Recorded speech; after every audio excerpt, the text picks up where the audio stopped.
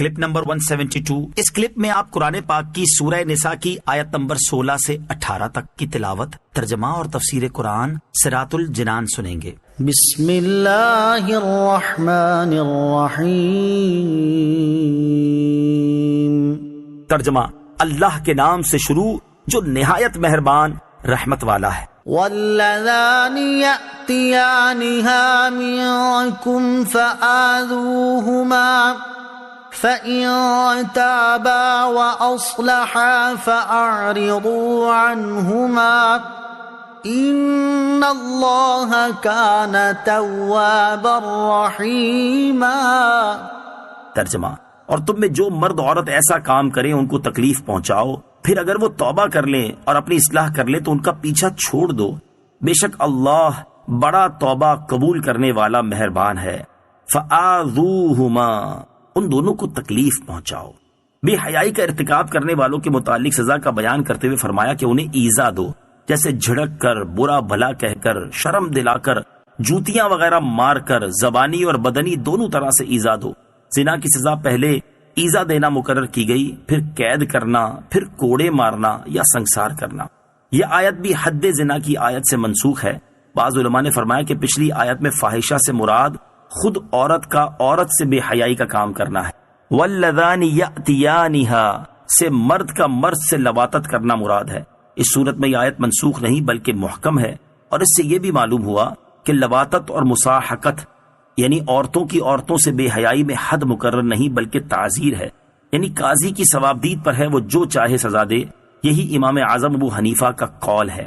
اس سے یہ معلوم ہوا کہ لواطت اور مصاحقت، یہی وجہ ہے کہ لواطت کے مرتکب کو صحابہ کرام رضی اللہ تعالی عنہم نے مختلف سزائیں دی، اور اگر لواطت میں حد ہوتی تو ایک ہی سزا دی جاتی، اس میں اختلاف نہ ہوتا۔ حد مخصوص ہوتی ہے جیسے 100 کوڑے، 80 کوڑے وغیرہ، جبکہ تعزیر وہاں ہوتی ہے جہاں شرعی حد مقرر نہ ہو بلکہ قاضی کی ثوابدید پر چھوڑ دیا جائے، چاہے تو 10 کوڑے مارنے کا فیصلہ کر دے اور چاہے تو 20 کا، اور چاہے تو کوئی اور سزا دے دے۔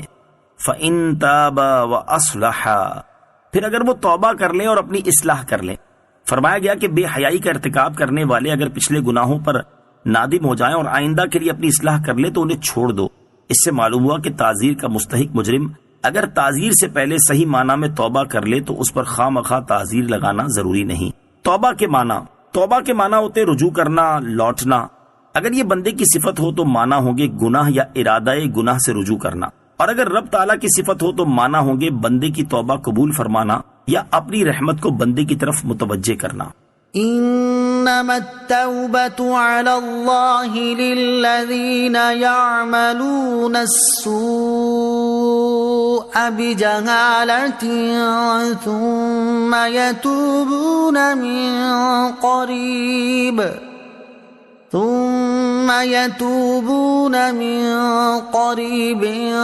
فأولئك يتوب الله عليهم وَكَانَ اللَّهُ عَلِيمًا حَكِيمًا۔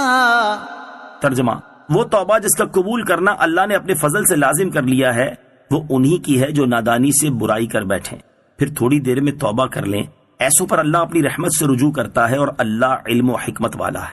ثم یتوبون من قریب، پھر تھوڑی دیر میں توبہ کر لیں۔ اللہ تعالیٰ کی عظیم رحمت ہے کہ گناہ کے بعد توبہ کرنے پر معاف فرما دیتا ہے اور موت کے وقت توبہ قبول فرماتا ہے۔ یہاں فرمایا گیا کہ جو گناہ کر کے تھوڑی دیر میں توبہ کر لیں، تو یہاں تھوڑی دیر سے مراد 1-8 گھنٹہ یا 2-4 سال نہیں بلکہ موت سے پہلے جب بھی توبہ کر لی وہ قریب ہی شمار ہوگی۔ ہاں، جب موت کا عالم طاری ہو جائے اور غیب کا معاملہ ظاہر ہو جائے تو اس وقت توبہ مقبول نہیں۔ وَكَانَ اللَّهُ عَلِيمًا حَكِيمًا، اور اللہ علم و حکمت والا ہے۔ اسلام میں توبہ کا قانون بنانا عین حکمت و علم پر مبنی ہے۔ جن دینوں میں توبہ نہیں ان کے ماننے والے گناہ پر زیادہ دلیر ہوتے ہیں، کیونکہ مایوسی جرم پر دلیر کر دیتی ہے اور معافی کی امید توبہ پر ابھارتی ہے۔ جس شخص کو پھانسی کی سزا سنا دی گئی ہو اسے سب سے جدا قید میں رکھا جاتا ہے تاکہ کسی اور کو قتل نہ کر دے، کیونکہ وہ اپنی زندگی سے مایوس ہو چکا ہے، اور جسے ایک مقررہ مدت تک سزا کے بعد رہائی کا حکم ہوا اسے دیگر مجرموں کے ساتھ قید میں رکھا جاتا ہے۔ اس سے یہ خطرہ نہیں ہوتا کیونکہ اسے رہائی کی امید ہے۔ وَلَيْسَتِ التَّوْبَةُ لِلَّذِينَ يَعْمَلُونَ السَّيِّئَاتِ حَتَّى حتى إذا حضر أحدهم الموت قال إني تبت الآن ولا الذين يموتون وهم كفار أولئك أعتدنا لهم عذابا أليما۔ ترجمہ، اور ان لوگوں کی توبہ نہیں جو گناہوں میں لگے رہتے ہیں، یہاں تک کہ جب ان میں کسی کو موت آئے تو کہنے لگے اب میں نے توبہ کی، اور نہ ان لوگوں کی کوئی توبہ ہے جو کفر کی حالت میں مرے، ان کے لیے ہم نے دردناک عذاب تیار کر رکھا ہے۔ وَلَيْسَتِ التَّوْبَةُ، اور توبہ قبول نہیں۔ اوپر والی آیت میں توبہ کی قبولیت کا جو وعدہ گزرا اس کی وضاحت کر دی گئی۔ اب ان افراد کے بارے میں بتایا جا رہا ہے کہ جن کی توبہ قبول نہ ہوگی۔ آیت میں سیئات سے مراد گناہ ہوں تو معنی یہ ہوگا کہ جو لوگ کفر کے علاوہ دیگر گناہوں میں ملوث رہے، جب موت کے آثار ظاہر ہوئے، عذابات الہی کا مشاہدہ کر لیا اور روح حلق تک آ پہنچی، اب توبہ کریں تو مقبول نہیں، لیکن یہ وقت آنے سے پہلے ایک لمحہ پہلے بھی اگر توبہ کر لی تو قبول ہے۔ اور اگر ان مسلمانوں کی توبہ مقبول نہ بھی ہو تب بھی وہ افراد ہمیشہ جہنم میں نہ رہیں گے۔ اللہ تعالیٰ چاہے تو انہیں بخش دے، چاہے تو سزا دے، لیکن سزا پوری ہونے کے بعد جنت میں جائیں گے۔ البتہ وہ لوگ جو کافر مرے، قیامت کے دن ان کی توبہ قبول نہیں، یعنی کسی صورت نجات نہ پائیں گے، ہمیشہ ہمیشہ جہنم کے عذاب میں مبتلا رہیں گے۔ ایک قول یہ ہے کہ آیت میں سیئات سے مراد کفر ہے۔ اس صورت میں معنی یہ ہوگا کہ وہ کفار جو موت کے آثار دیکھ کر، یعنی غیب کا مشاہدہ کرنے کے بعد اپنے کفر سے توبہ کریں اور اپنے ایمان کا اقرار کریں تو ان کی یہ توبہ اور اقرار ایمان قابل قبول نہیں۔ ایسی توبہ تو فرعون نے بھی کی تھی۔ یوں ہی وہ لوگ جو حالت کفر میں مر گئے، یعنی بوقت موت بھی توبہ نہ کی، تو وہ ہمیشہ کے لیے جہنم کی سزا پائیں گے۔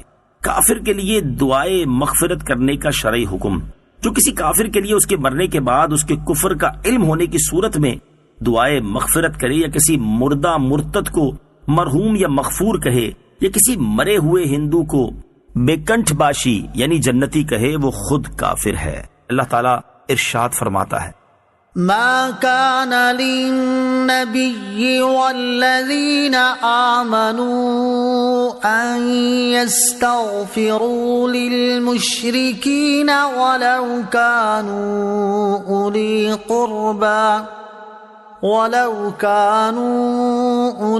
قربى من بعد ما تبين لهم أنهم أصحاب الجحيم۔